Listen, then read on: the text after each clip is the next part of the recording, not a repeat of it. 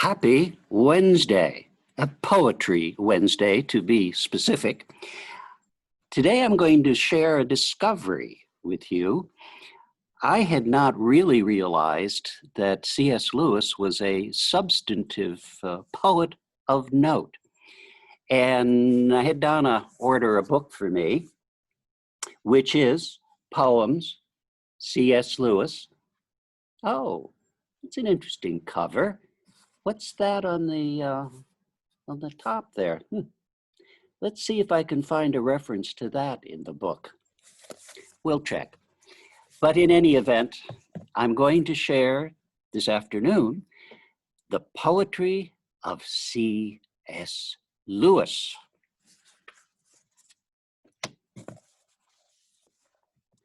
A confession. I am so coarse. The things poets see are obstinately invisible to me. For 20 years I've stared my level best to see if evening, any evening, would suggest a patient etherized upon a table. In vain. I simply wasn't able. To me, each evening looked far more like the departure from a silent yet a crowded shore of a ship whose freight was everything, leaving behind, gracefully, finally, without farewells, marooned mankind. Red dawn behind a hedgerow in the east never for me resembled in the least a chilblain on a cocktail shaker's nose. Waterfalls don't remind me of torn underclothes, nor glaciers, tin cans. I've never known the moon look like a hump-backed crone. Rather, a prodigy, even now not naturalized, a riddle glaring from the cyclops brow of the world, reminding me on what a place I crawl and cling, a planet with no bulwark out in space. Never the white sun of the wintriest day struck me as un crachant d'espinay. I like that odd man Wordsworth knew, to whom a primrose was a yellow primrose, one whose doom keeps him forever in the list of dunces, compelled to live on stock responses, making the poor best that I can of dull things, peacocks, honey, oh, the Great Wall, Aldebaran, silver weirs, new-cut grass, wave on the beach, hard gem, the shapes of horse and woman, Athens, Troy, Jerusalem. And now, another. Impenitence. All the world's wiseacres in arms against them shan't detach my heart for a single moment from the man-like beasts of earthly stories. Badger or Molly, Rat the oarsman, neat Mrs. Tigglywinkle, Benjamin, pert Nutkin, or ages older, Henryson's shrill mouse, or the mice the frogs once fought in Homer. Oh, not that I'm so crazed as to think the creatures do behave that way, nor at all deluded by some half-false sweetness of early childhood, sharply remembered. Look again. Look well at the beasts, the true ones.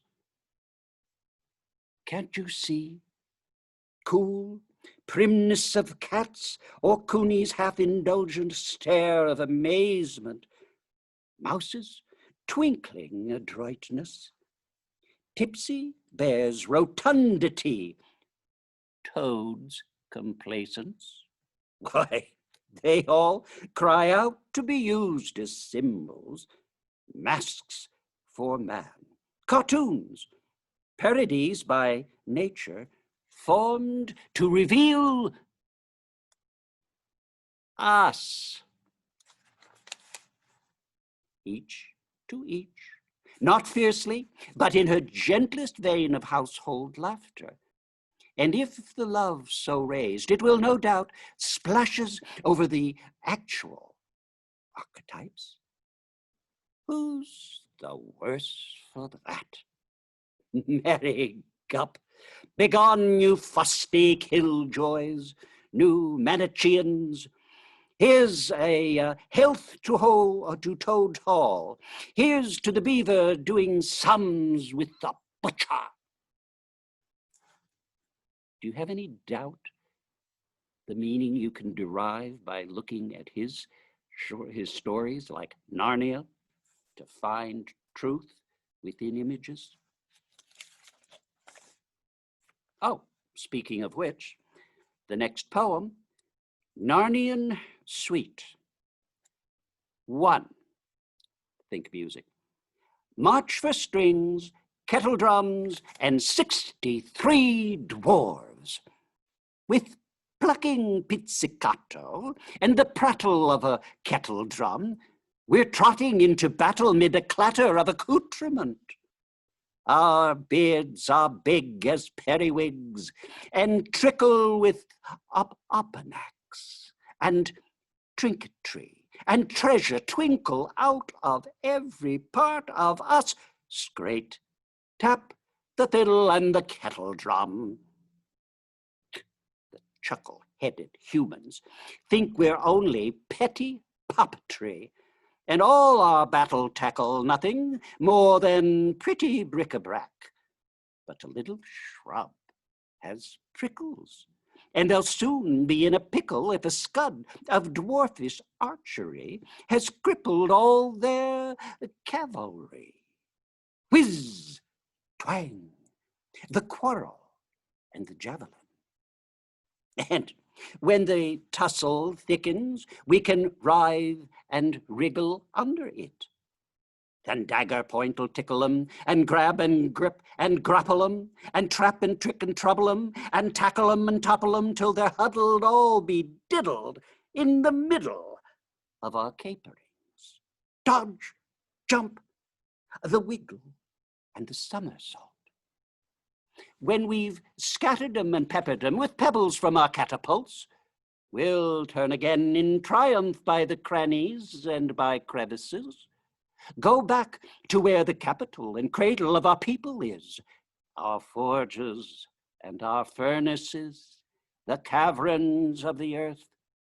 Gold, fire, the anvil, and the smithying. 2.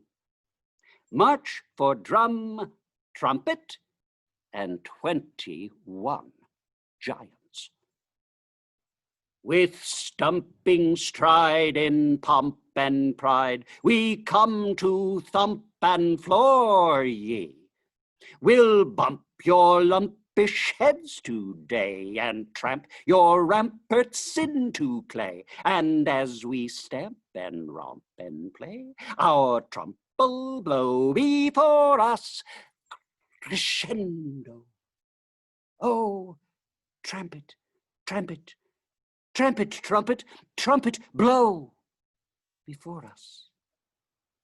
We'll grind and break and bind and take and plunder ye and pound ye with trundled rocks and bludgeon blow, ye dunderheads. We'll dint ye so you'll blunder and run blind as though by thunder stunned around us, by thunder, thunder, thunder, thunder stunned around us. Ho, tremble, down and tumble down, and crumple shield and saber. Your kings will mumble and look pale, your horses stumble or turn tail, your skimble scamble counsels fail, so rumble drum belabored diminuendo.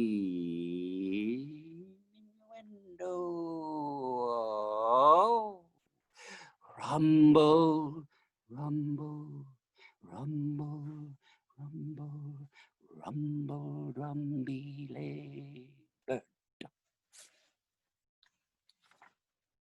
Oh, the planets. Now here's something. We're probably going to deal with this a little later. But you know, C.S. Lewis was a medieval / Renaissance scholar. And in the medieval era, before the invention of the telescope, counting the sun and moon as planets, there were only 7 visible by the naked eye. Now, reminds me of something. Narnia. How many books in Narnia series? 7. I wonder if there's a connection. Let's read. Lady Luna in light canoe, by friths and shallows of fretted cloudland, cruises monthly, with chrism of dews and drench of dream, a drizzling glamour enchants us the cheat, changing sometime a mind to madness, melancholy pale, bleached with glazing on her blank countenance, orbed and ageless. In earth's bosom the shower of her rays, sharp feathered light reaching downward, ripens silver, forming and fashioning female brightness. Metal, maiden-like, her moist circle is nearest earth. Next beyond her, Mercury marches, madcap rover, patron of pilferers. Pert, quick silver, his gaze begets goblin mineral, merry multitude of meeting selves, same but sundered. From the soul's darkness, with wreathed wand, words he marshals, guides and gathers them, gay bellwether of flocking fancies. His flint has struck the spark of speech from spirits tinder.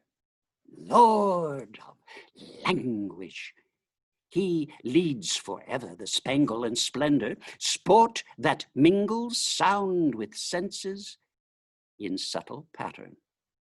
Words in wedlock, and wedding also, of things with thought. In the 3rd region, Venus voyages, but my voice falters. Rude rhyme-making wrongs her beauty, whose breasts and brow and her breath's sweetness bewitch the worlds. Widespread the reign of her secret scepter in the sea's cavern, in grass growing and grain bursting, flower unfolding, and flesh longing, and shower falling sharp in April. The metal copper in the mine reddens with muffled brightness, like muted gold by her fingers formed. Far beyond her the heaven's highway hums and trembles, drums and dindles to the driven thunder of Saul's chariot, whose sword of light hurts and humbles, beheld only of eagle's eye. When his arrow glances through mortal mind, mists are parted, and mild as morning the mellow wisdom breathes o'er the breast, broadening eastward, clear and cloudless, in a closed garden. Unbound her burden, his beams foster soul in secret, where the soil puts forth paradisal palm, and pure fountains turn and retemper, touching coolly the uncomely common to cordial gold, whose ore also in earth's matrix is print and pressure of his proud signet on the wax of the world. He is the worshipped male, the earth's husband, all beholding, archemic eye. But other country, dark with discord, dins beyond him, with noise of knackers, neighing of horses, hammering of harness, a haughty god. Mars, mercenary, makes there his camp and flies his flag, flaunts laughingly the graceless beauty, gray-eyed and keen, blonde insolence of his blithe visage, which is hard, hard happy. He hews the act, the indifferent deed with dint of his mallet, and his chisel of choice achievement comes not unhelped by him. Hired gladiator of evil and good, all's one to Mars, the wrong righted, rescued meekness, or trouble in the trenches, with trees splintered and birds banished, banks filled with gold, and the lyre made lord like handiwork he offers to all, earns his wages, and whistles the while. White-feathered dread Mars has mastered. His metals iron that was hammered through hands into holy cross, cruel carpentry. He is cold and strong, necessity's son, soft breeze the air, mild and meadowy, as we mount further where rippled radiance rolls about us, moved with music, measureless the waves, joy and jubilee. It is Jove's orbit, filled and festal, faster turning, with arc ampler. From the isles of tin, Tyrian traders in trouble steering came with his cargoes, the Cornish treasure that his ray ripens. Of wrath ended, and woes mended, of winters past, and guilt forgiven, and good fortune, Jove is master, and of jocund revel, laughter of ladies. The lion-hearted, the myriad-minded, men like gods, helps and heroes, helms of nations, just and gentle, are Jove's children, work his wonders. On his wide forehead, calm and kingly, no care darkens, nor wrath wrinkles, but righteous power and leisure and largesse, their loose splendors have wrapped round him a rich mantle of ease and empire. Up far beyond goes Saturn, silent in the seventh region, the skirts of the sky. Scant grows the light, sickly, uncertain, the sun's finger daunted with darkness.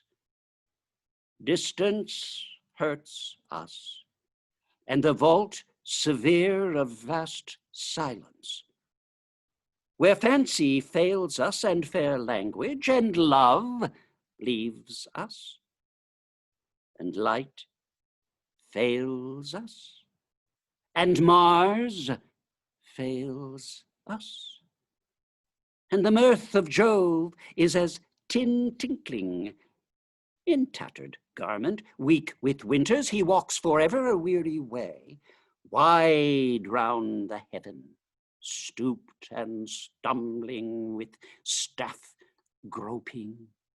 The Lord of lead, he is the last planet, old and ugly. His eye fathers pale pestilence, pain of envy, remorse and murder, melancholy drink, for bane or blessing, of bitter wisdom he pours for his people, a perilous draught that the lip loves not. We leave all things to reach the rim of the round welkin, heaven's hermitage, high and lonely. So that's what the world outside is like, according to C.S. Lewis. Now a touch of French. Le roi s'amuse. Jove gazed on woven mazes of patterned movements as the atoms whirled. His glance turned into dancing, burning color gods who rushed upon the sullen world, waking, remaking, exalting it anew. Silver and purple, shrill-voiced yellow, turgid crimson, and virgin blue. Jove stared on overbearing and achy arching splendor of the naked rocks, where his gaze smote, hazily floated to mount like thistledown in countless flocks, fruit-loving, root-loving gods, cool and green, of feathery grasses, heather and orchard, pollened lily, the olive and the bean. Jove laughed like cloven-shafted lightning. His laughter into brightness broke. From every dint, where the severed splinters had scattered a sylvan or a satyr woke. Ounces came pouncing, dragon people flew. There was spirited stallion, squirrel unrespectful, clanging raven and kangaroo. Jove sighed. The hoving tide of ocean trembled at the motion of his breath. The sigh turned into white, eternal, radiant Aphrodite, unafraid of death. A fragrance, a vagrant unrest on earth she flung. There was favoring and fondling and bravery and building and chuckling music and suckling of the young. Jove thought. He strove and wrought at 1,000 clarities. From his brow sprang with earnest mien stern Athena. The cold armor on her shoulders rang.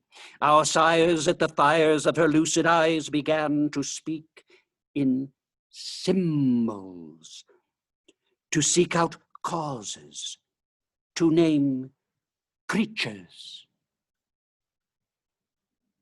They became man, world and man, unfurled their banner. It was gay behemoth on a sable field. Fresh-robed in flesh, the ennobled spirits carousing in their myriads reeled. There was frolic and holiday.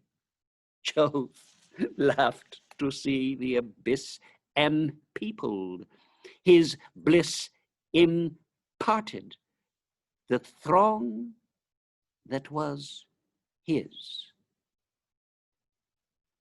And no longer he.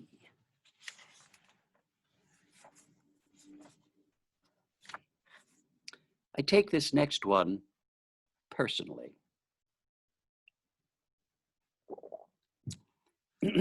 Title, As One Oldster to Another.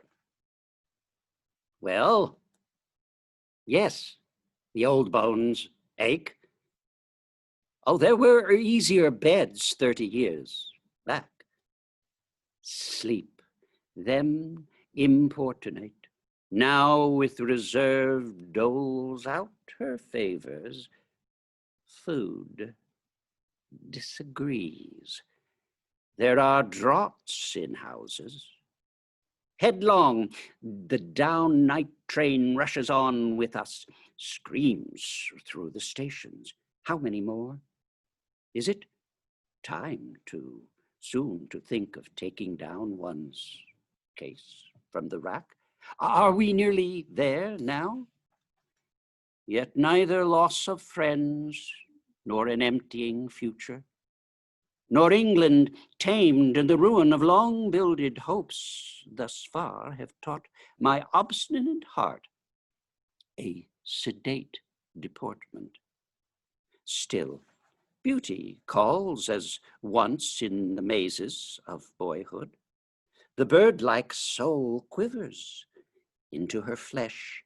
Darts of unfulfilled desire pierce with a bright, unabated anguish. Armed thus with anguish, joy met us even in youth. Who forgets this side of the terminus? Then, now, and always thus. And only thus were the doors of delight set open.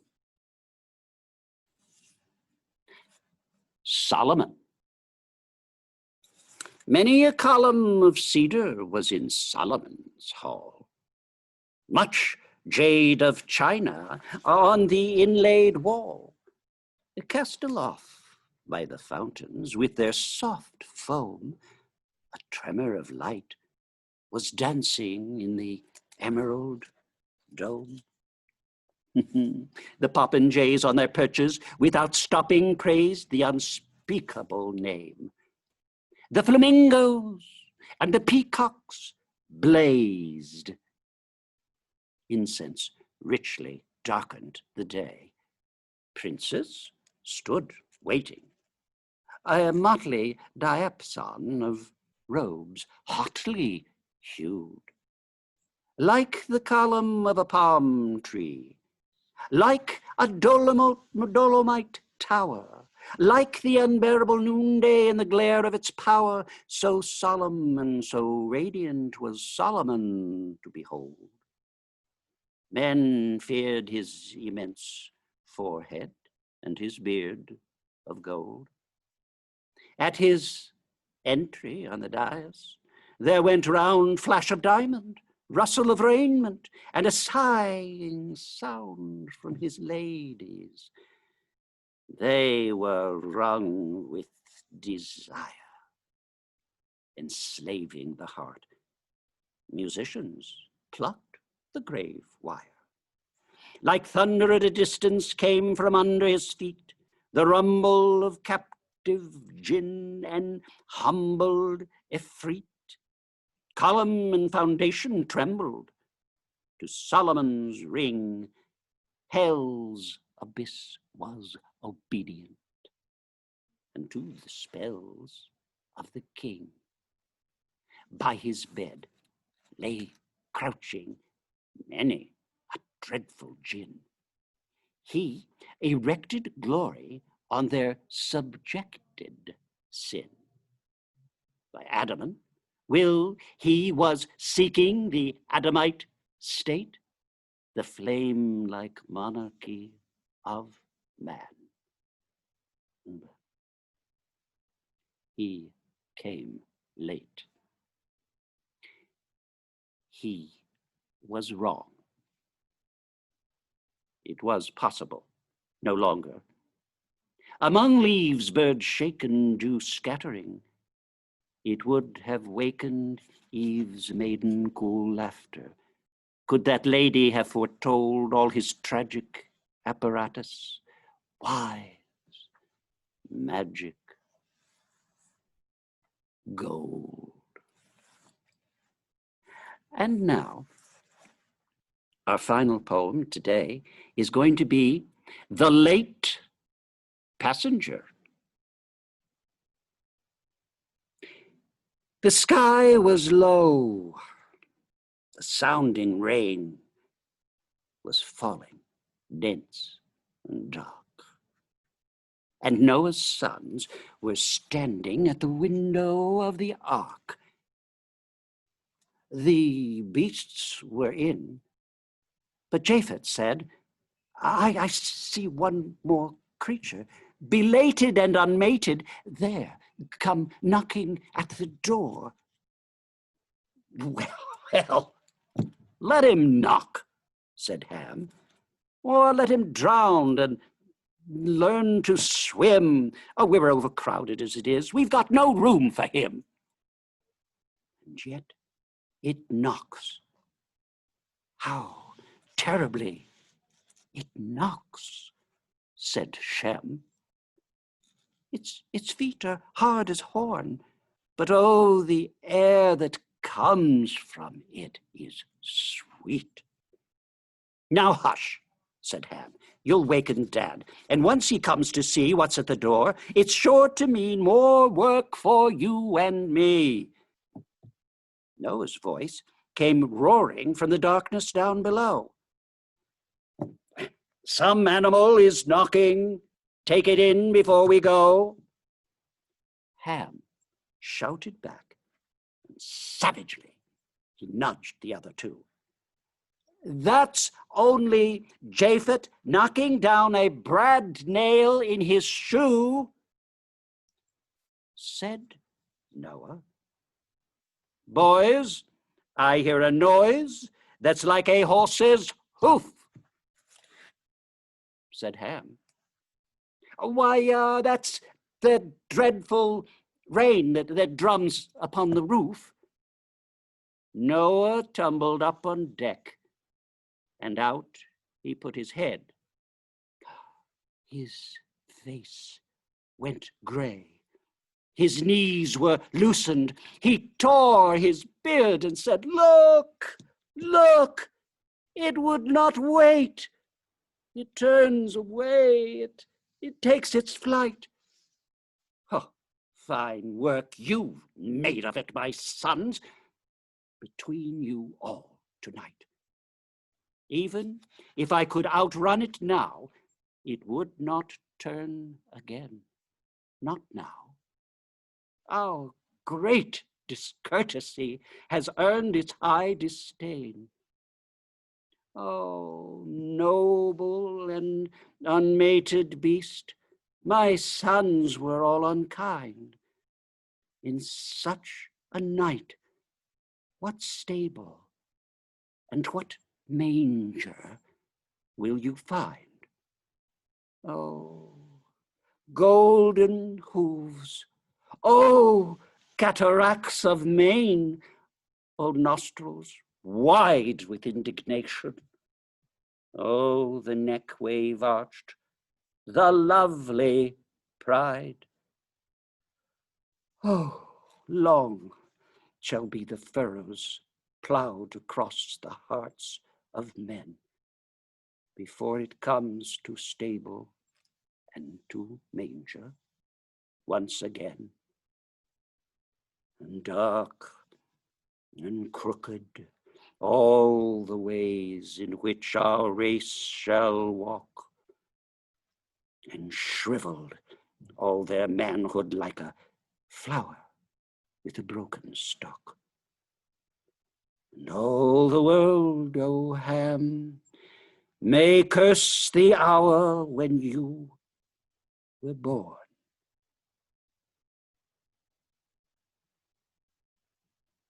Because of you, the ark must sail without the unicorn. And that's the end of today's Wednesday with Poetry. Many more books. And remember, I alluded to something, the cover, and there might be a message therein. Do you see the unicorn? Maybe we could still find one.